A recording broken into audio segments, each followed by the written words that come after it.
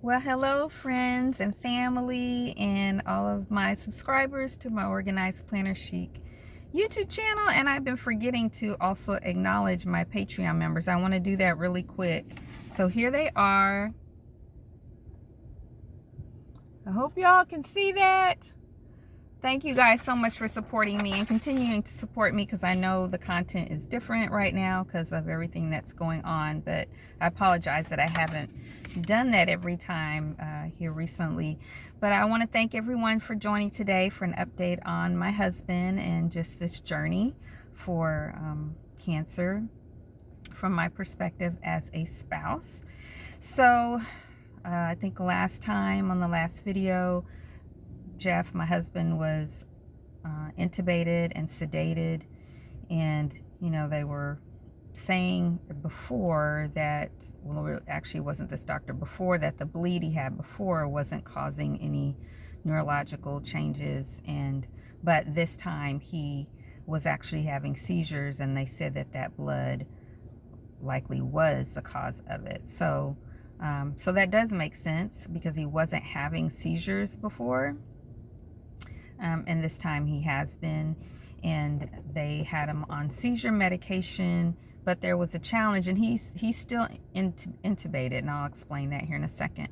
But there was a challenge because he has, the kidney failure stuff going on because of all of this, and the cancer and the treatment. The chemo was, the disease makes you sick, the chemo makes you sick, the secondary infections and conditions make you sick, and so all of that just works so hard on your kidneys.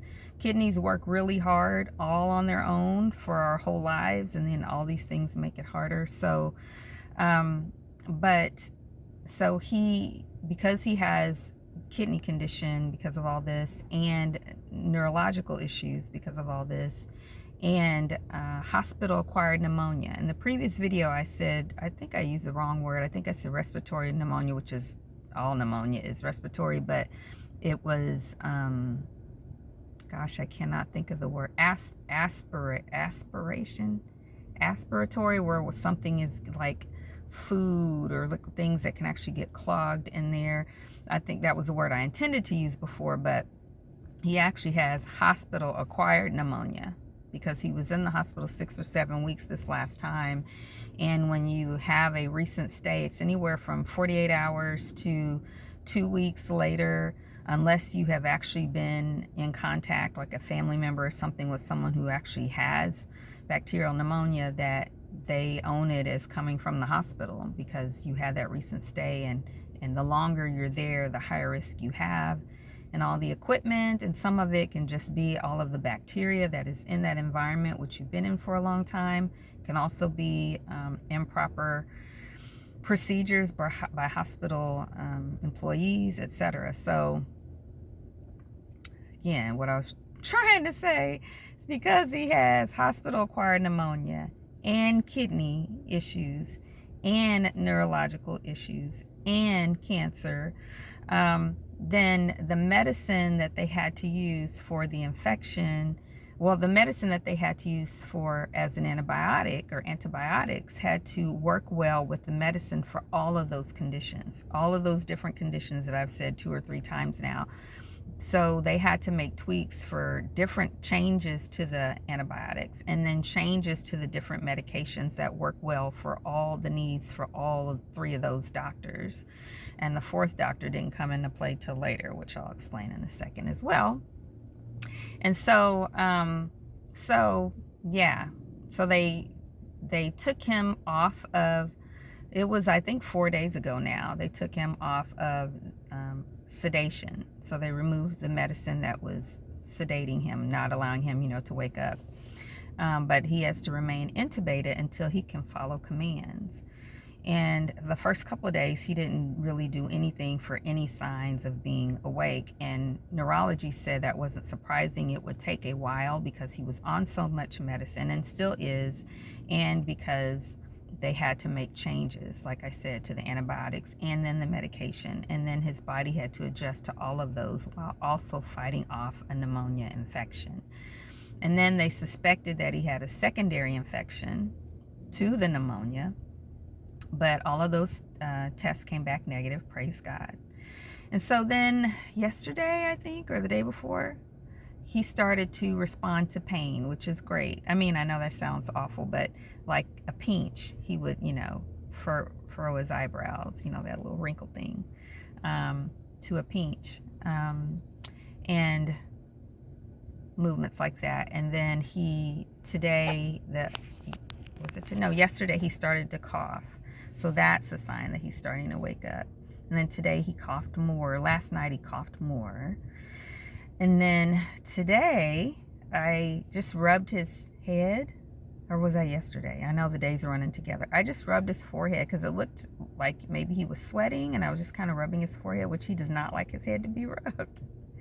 And he did the thing, and I was like, oh my gosh, that wasn't even a pinch. That wasn't even hard. And he did that. He's saying, I don't like that, Lucy. And then I was talking to him this morning, and he, what we were talking about, he kind of did his eye like, I know what you're saying right now, which is so cool. It's precious. So it is slow for him to wake up, and I'm so grateful to God. I had not been patient about that earlier on, but yesterday, I just came to this place of complete patience of, it'll take however long it takes. I'm not going to be moved by thoughts the devil might throw it at me, which he was doing before. One day before he was doing that. I mean, he's always trying, but it's like it's God's timing. I'm going to practice all the things that I know that the word says. We walk by faith and not by sight. Faith is the substance of things hoped for, the evidence of things not seen. To wait on the Lord is our good pleasure. The joy of the Lord is my strength. I just want my joy to be in the Lord. I want to celebrate his goodness and his love. And the fact that as sick as my husband is, he's here. I mean, he's really sick. It's multiple things, and he is here. So he has a lot of swelling in his eyes, and they explain that's because when people are intubated, they're not blinking, and so they're not producing that moisture, and that dryness just makes them bulge. And they use this ointment that really doesn't help, and they know pretty much doesn't help, but they'll like put tea bags on them, and then a warm washcloth on top, on like the tea bags, and then the washcloth on top, and that seems to help a lot. So he has different changes in his heart rhythm that they've tested and looked at ever since he was diagnosed, and everything is fine. But it's it would be scary, and I'd always be looking at the monitor, so I look at the monitor less now. When it dings and makes that loud sound like something's wrong, well, then I'll make sure the nurse is looking. But the nurses have been great. So they've followed up with all kinds of other tests, and nothing worse is happening. Nothing's getting worse. But it is,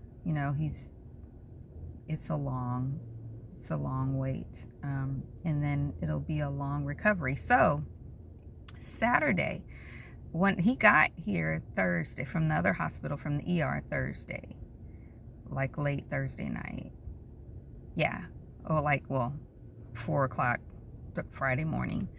And so Saturday I was like, I see all of the consults, but there's nothing, infectious disease, nephrology for his kidneys, and neurology for, which he, just to clarify, he has brain activity, all that, he's not brain dead or anything like that. It's just the activity is slow because of all the things I talked about. But I asked, why isn't there an oncology consult? So Saturday, the nurses started asking for it, and they were not coming. They were not calling. They were not responding to texts. And then they didn't get it until Tuesday. I mean, I didn't get it until Tuesday. And it was like it was not even on the board. It was not even up for discussion until then. And I called the doctor's office like that Friday and for his doctor. And the nurse was like, you know, we just can't do anything till he gets better. And I know you can't do chemo, but I mean, nobody's like going to talk to me about, you know, all the stuff I said in the first video.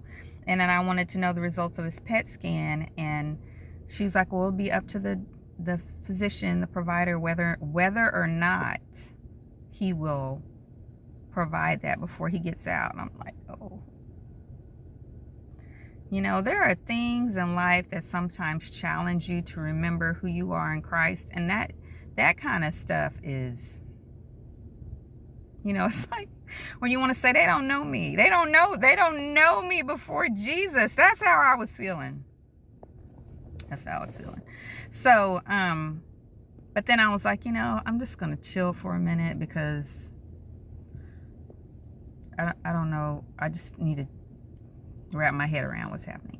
So, but Tuesday, a nurse practitioner from the organization for his treatment for cancer came, and I was like, look, most of what you're going to say I know the answer to, but I still want to know. I want to hear laid out of what I'm looking at, of what can happen while all of this is happening, of what possibilities there are after they come. I just want somebody to lay it out and not ignore me and act like there's nothing else wrong, because it's not even on the board that that's even a condition that he has, and that's what's causing all this. And she was great, and she said everything that I needed to hear and laid it out. And basically that was, I don't really want to lay all of that out because I just feel like God's telling me not to. So, but after that, the next day, Ryan sat with him so I could go pick up some stuff from the house, and from the house where we're renting, which I didn't really talk about that. I'll do that in another video because this video will be way too long because there's a couple other things I need to talk about. And the actual oncologist for the team, for the nurse practitioner, called, and I talked to him on the phone while Ryan was there.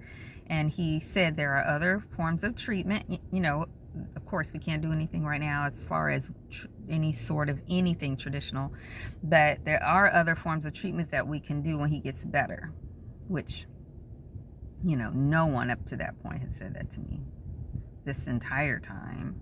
And I know, I mean, why talk about another form when you're doing a form now? I get that. But again, that was part of the discussion, part of the stuff that I needed somebody to say to me. So anyway, he did.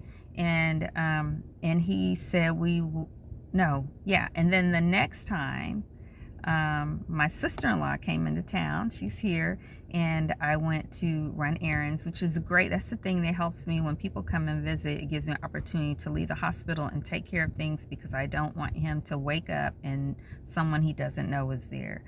And so he said that we can do the plasma right now. We're going to make sure with all the team that we can do plasmapheresis in between his dialysis to keep the cancer from getting worse and keep those light chains from happening with the plasma cells, which was one of the things they did before when he was in the other hospital. And so I was like, great. See, this is kind of stuff I was looking for.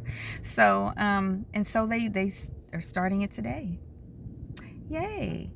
So, and then, because I want to talk about really quickly to encourage people and in general, but also especially if you have a situation like this. But everyone, hear me on this if you don't hear anything else. If you're married, now is the time to get medical power of attorney, mental power of attorney, and financial, I forget the words for that, power of attorney, and establish your living will. Because once a person gets in a situation like this, you can't get it, because they don't have the mental capacity to legally sign it and give you that power. So we established all of that. I mean, we always had our name for beneficiaries and everything if something happened to us and all that stuff. But as soon as he was diagnosed with cancer, because before he would not agree to have a trust. But once he got diagnosed, he agreed to have a trust. And so we have established a trust. And part of that trust was getting power of attorney for all of those different areas. And I'm so grateful because it has allowed me to do things on his behalf that I would not have been able to do it. And so even though we have joint bank accounts and all that, and we're dependents for each other because we're both veterans and all that stuff, but like the benefit side of the VA for compensation, that's a different department. They don't see those documents, so they don't see that. So they had to have power of attorney for our trust for me to do some of the funding part of it that I couldn't do before because he was back and forth in the hospital. I needed those power of attorney papers, so it allows me to do that. All those things. It allows me to make, and some things in the hospital are okay because they know their wife, it's easier. But things outside of the hospital, it's like, let's say he had an account somewhere. I'm just trying to give an example because this isn't a scenario for us, but let's say there's an account out there somewhere, and you need access to it. You can't just say, well, my husband is incapacitated, he can't do it. I'm his wife. They don't care, because legally they cannot provide any information to you for it whatsoever. And then we have our living wills as part of that. So they know exactly what to do depending on the situation for his life that he wanted, that he desired. Because again, once a person gets to this situation, and prayerfully, we know God's going to pull him out, but in the interim, you need that.